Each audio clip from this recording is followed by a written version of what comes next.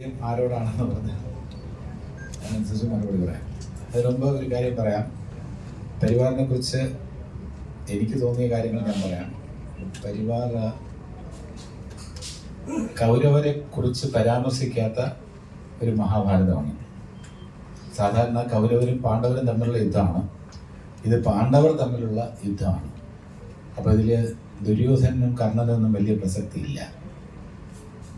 അപ്പോൾ ഇതിനകത്ത് ഏറ്റവും പ്രാധാന്യം എന്ന് പറഞ്ഞാൽ ഈ പാണ്ഡവരിൽ തന്നെ ഏറ്റവും പ്രാധാന്യം എന്ന് പറയുന്നത് ഭീമനാണ്. ഭീമനാണെങ്കിൽ ഇന്ന് ലേറ്റായത് കാരണം ട്രെയിൻ ലേറ്റായത് കാരണം എത്തിയിട്ടില്ല. അപ്പോൾ ഏത് ഭീമനും ഇങ്ങനെയൊക്കെ സംഭവിക്കുന്നുള്ളതിന് ഏറ്റവും വലിയ തെളിവാണ്. ഭീമനാണെന്ന് പറഞ്ഞിട്ട് കാര്യമില്ല, ട്രെയിൻ ലേറ്റായാൽ സമയത്ത് എത്താൻ പറ്റില്ല. അപ്പോൾ അദ്ദേഹം ഞാൻ ആഗ്രഹിച്ച റോളാണ് ഇതിലെ ഭീമൻ്റേത്. പക്ഷെ എനിക്ക് തോന്നുന്നത് സഹദേവൻ്റെ റോളാണ്.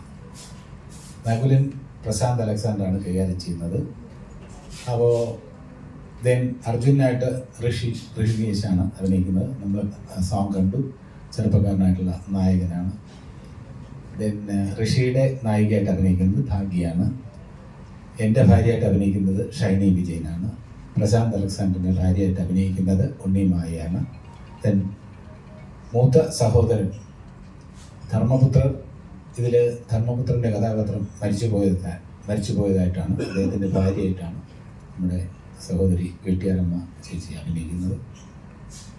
അതേ അയൽ വീട്ടുകാരായിട്ട് ഹിൽഡയുണ്ട്, സാബുണ്ട്, ഏകദേശം അഭിനേതാക്കൾ. പിന്നെ വൈഷ്ണവ് വെട്ടിയാരമ്മ സഹോദരിയുടെ മകനായിട്ട് അഭിനയിക്കുകയാണ്. പിന്നെ ഏറ്റവും പ്രധാനപ്പെട്ട ഒരു വേഷം പറയാനുള്ളതെന്ന് വെച്ചിരുന്നാൽ ഇതിനകത്ത് ശകുനി എന്നോ ശ്രീകൃഷ്ണൻ എന്നോ ഒക്കെ വിശേഷിപ്പിക്കാവുന്ന ഒരാളുണ്ട്. അതാരെന്ന് നിങ്ങൾക്ക് ഞാൻ പറയാതെ തന്നെ മനസ്സിലായി കാണും. അത് മീനാരാജ് സാറാണ്. അദ്ദേഹം നാടകരംഗത്ത് നിന്നും സിനിമാ രംഗത്തേക്ക് കടന്നു വന്ന ഒരു പ്രതിഭയാണ്. അപ്പോൾ ഞാൻ പറഞ്ഞല്ലോ, ഇത് കൗരവരെ കുറിച്ചുള്ള അച്ഛനും ഉണ്ട്. അതെ, ഉണ്ണിയേട്ടൻ എന്ന് ഞങ്ങൾ വിളിക്കും. ഉണ്ണിനായർ. അദ്ദേഹത്തിന് ഒരു വലിയ കൈയടി കൊടുക്കണമെന്ന് അഭ്യർത്ഥിക്കുകയാണ്. കാരണം അദ്ദേഹത്തിന് കൂടുതൽ കൈയടി കൊടുക്കാൻ ഞാൻ അഭ്യർത്ഥിക്കാൻ കാരണം അതിനകത്ത് ഒരുപാട് അദ്ദേഹത്തെ കൊണ്ട് ചെയ്യിച്ചിട്ടുണ്ട്. അദ്ദേഹത്തിന് പേഴ്സണലായിട്ട് ബുദ്ധിമുട്ടുണ്ടാകുന്ന രീതിയിൽ ഈ സംവിധായകർ അദ്ദേഹത്തെ കൊണ്ട് കുറേ കാര്യങ്ങൾ ചെയ്യിച്ചിട്ടുണ്ട്. അത് സിനിമ കാണുമ്പോൾ നിങ്ങൾക്ക് മനസ്സിലാവും. ഞാൻ പറഞ്ഞു വന്നത്, കൗരവരെ കുറിച്ച് പരാമർശിക്കാത്ത ഒരു മഹാഭാരത കഥ എല്ലാം ഒരു ഇൻ്റർപ്രിട്ടേഷൻ ആണല്ലോ. ഇപ്പോൾ ചന്തു ചതിയനല്ല എന്ന് MT സാറ് നമ്മളെ ബോധ്യപ്പെടുത്തി. അത് ഒരു ഒറിജിനൽ ഉണ്ണിയാർച്ച വെർഷനിൽ ചന്തു ചതിയനാണ്. പിന്നീട് MT സാറ് കൊണ്ടുവന്ന വെർഷൻ ചതിയനല്ല.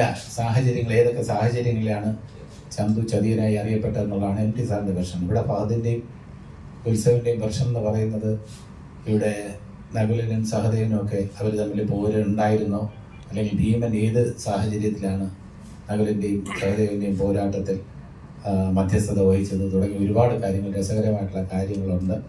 അപ്പോൾ ഇത് സംവിധായകർ ഈ രീതിയിലാണ് ഇതിനെ നോക്കിക്കണ്ടിരിക്കുന്നത്. മഹാഭാരതത്തിനെ അവരുടേതായിട്ടുള്ള രീതിയിൽ അല്പം ഹാസ്യം, അല്പം നർമ്മം, മ്യൂസിക് എല്ലാം കൂടെ ചേർത്ത് ഒരു എൻ്റർടൈനറായിട്ട് നമ്മുടെ മുന്നിൽ എത്തിച്ചിരിക്കുകയാണ്. വലിയ അവകാശവാദങ്ങളൊന്നുമില്ല. ആദ്യമേ പറയാം, ഇത് നിങ്ങളെ കുടുകുടാച്ചിരിപ്പിക്കും, പൊട്ടിച്ചിരിപ്പിക്കും, അങ്ങനെയൊന്നുമല്ല.